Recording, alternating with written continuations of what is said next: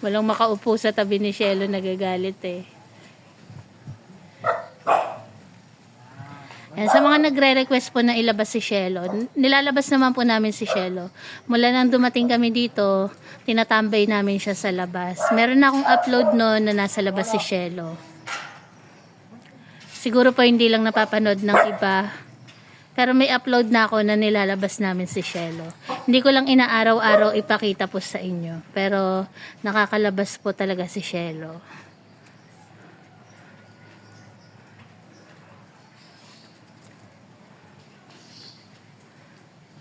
Ayan o, tambay-tambay lang siya sa labas.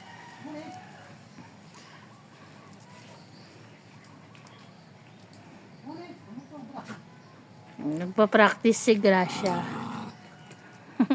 Dumaan lang Tito Barako niya eh.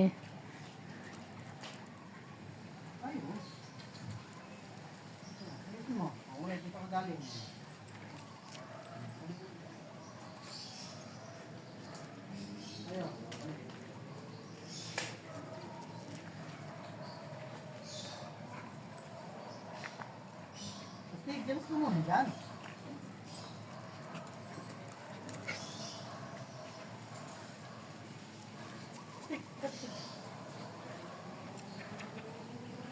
Ulit. Ulit.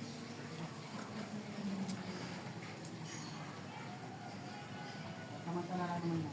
Teka. Ulit, ulit. Ayun na.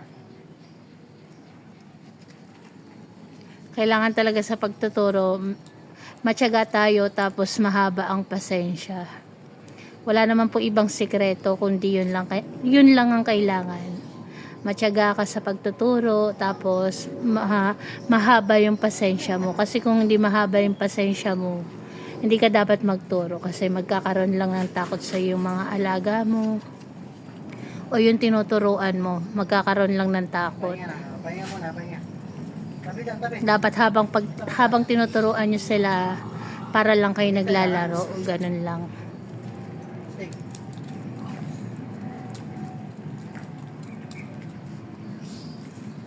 Gracia, maghintay ka lang.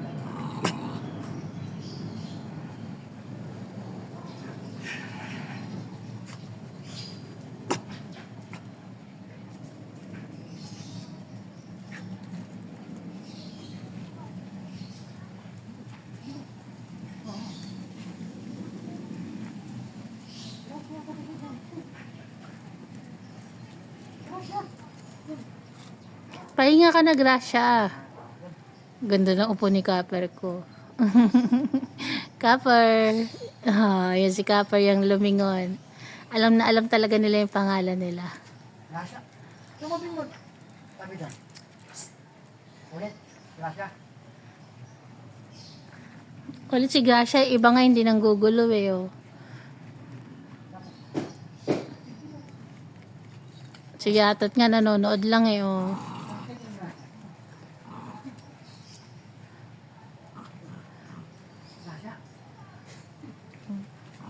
Ayan lang po ang kanilang hapon. Patambay-tambay lang sa labas. Oh. Ayan yung iba.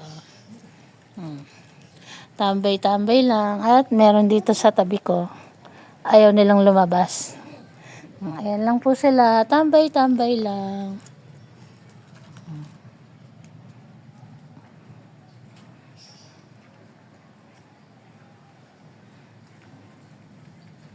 Si Shelo patambay-tambay lang. Ulitin ko po.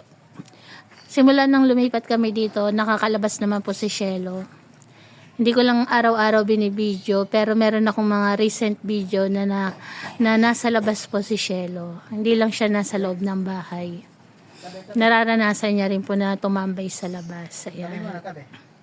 Salamat po sa tumapos ng aming video na to. God bless po sa atin.